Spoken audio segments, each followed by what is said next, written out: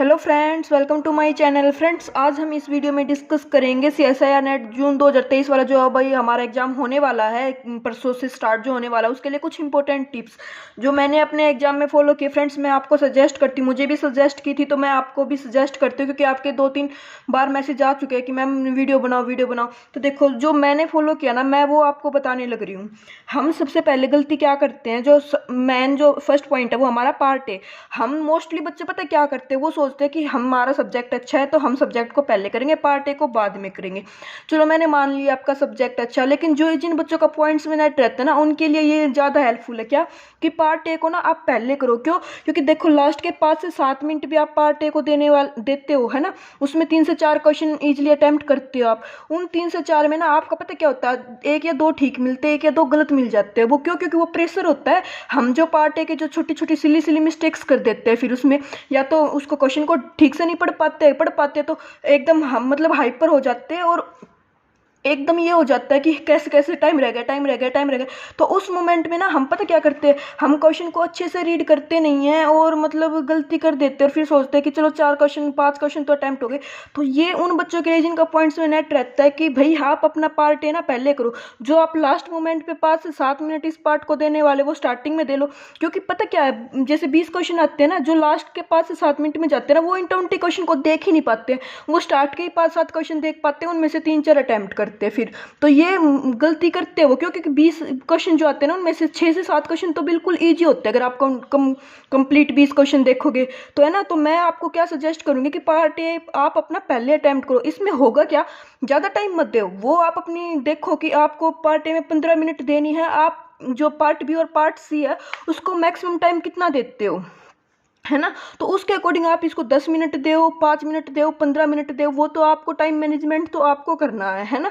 लेकिन आपको ये पता है, आप लास्ट के 5 मिनट में आते हो, स्टार्टिंग के 5 मिनट में आ जाओ। स्टार्टिंग के 5 मिनट में पार्ट ए कर लोगे तो 4 क्वेश्चन भी अटेम्प्ट किए तो मोस्ट प्रोबेबली आपके चारों के चारों ठीक मिलेंगे, ठीक है ना फ्रेंड्स। उसके बाद देखो, जो मैं सेकंड चीज़ है वो है सब्जेक्ट। हम क्या करते हैं, जैसे सेकंड पार्ट बी से स्टार्ट किया हमने, है ना।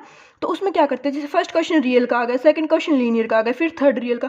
तो हम क्या करते हैं, ऐसे ही चलते हैं, है ना, कि रियल का कर दिया, फिर लीनियर का, फिर रियल का, फिर लीनियर का, ऐसे चलेंगे वो क्वेश्चन। वो ऐसे तो होता नहीं है। अब पहले दे देता था वो सीरीज में कि 1 से 5 कंटिन्यू रियल के, फिर 5 से 10 कंटिन्यू लीनियर के, लेकिन अब वो ऐसा नहीं देता, वो मिक्सअप देता है। तो आप देखो, अगर आपका लीनियर ज़्यादा स्ट्रॉन्ग है ना, तो आप पहले लीनियर के सभी क्वेश्चन देखो, रियल वालों को छोड़ दो। उसका बेनिफिट बताती हूँ आपको क्या होगा। अगर आप लीनियर के करने लग रहे हो ना, तो एक टाइम पे जैसे आपने हमारे लीनियर के पार्ट बी में 5 क्वेश्चन आए हैं और आप 2 क्वेश्चन कर चुके हो या 1 क्वेश्चन कर चुके हो, तो उस टाइम जब आप लीनियर कर रहे होगे ना, तो आपके दिमाग में लीनियर के सभी फॉर्मूलाज हो गए, है ना, कि उसमें क्या था, रैंक में क्या करते थे, डायगोनलाइजेशन में क्या करते थे, क्वाड्रेटिक फॉर्म में क्या था। उस टाइम पे आपके दिमाग में कंप्लीट लीनियर होगा। लेकिन जब आप एक रियल का करते हो, एक लीनियर का करते हो, तो मिक्सअप रहता है ना। तो इसलिए मैं आपको बोलूंगी कि जब एक सब्जेक्ट करो ना, तो उसी को करो। कि लीनियर करने लग रहे हो तो 5 के 5 क्वेश्चन जल्दी से लीनियर के कर दिए, फिर रियल पे आए तो रियल के सारे फॉर्मूलाज आपके दिमाग में आएंगे। और सेकंड चीज, आप ये देखो कि अगर जैसे मान लो आपने रिंग थ्योरी कॉम्प्लेक्स इतना अच्छे से नहीं किया है, तो इसको आप बाद में करो। पहले आप जो यूनिट सी होती है हमारी अप्लाइड मैथमेटिक्स वाली, वो कर लो। ये मत करो कि अब कंटिन्यूटी में चलने लग रहे हो। इससे पता क्या होता है कि आप मान लो कॉम्प्लेक्स आपका इतना अच्छा है नहीं, और आपने कॉम्प्लेक्स के क्वेश्चन ट्राई करने लगे और उनमें लग गया टाइम, तो फिर वैसे हाइपर हो जाते कि इतना टाइम चला गया और क्वेश्चन अटेम्प्ट नहीं हुए। तो फिर उससे होता क्या है कि जो अप्लाइड वाले क्वेश्चन है ना, उनमें न्यूमेरिकल पोर्शन आएगा, वहाँ पे प्लस माइनस की सिली मिस्टेक्स हाइपर होके आप कर देते हो।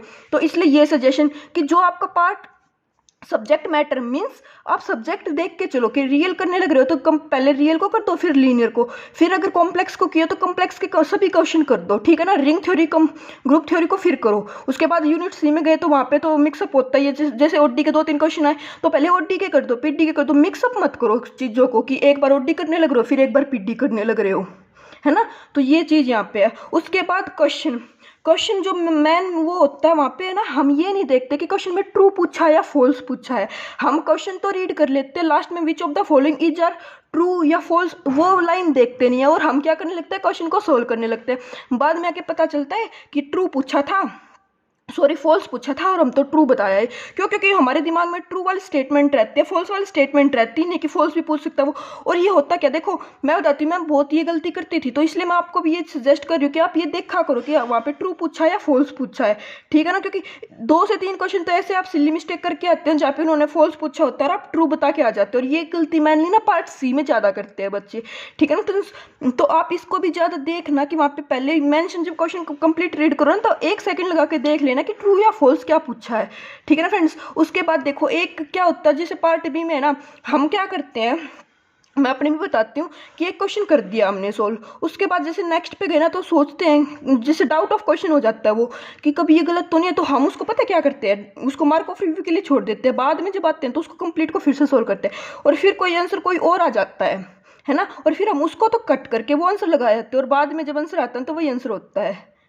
ये चीज़ें होती है। तो आप एक बार जो इस क्वेश्चन का आंसर अगर निकाल देते हो ना, तो उसको फिर चेंज मत किया करो, बाद में वापस मत जाया करो उस क्वेश्चन पे।